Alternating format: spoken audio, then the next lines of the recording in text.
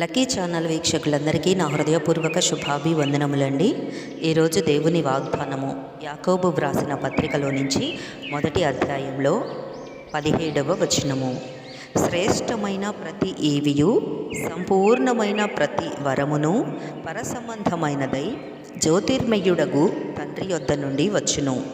ఆయన యందు ఏ చంచలత్వమైనను గమనాగమనముల వలన కలుగు ఏ ఛాయ అయినను లేదు.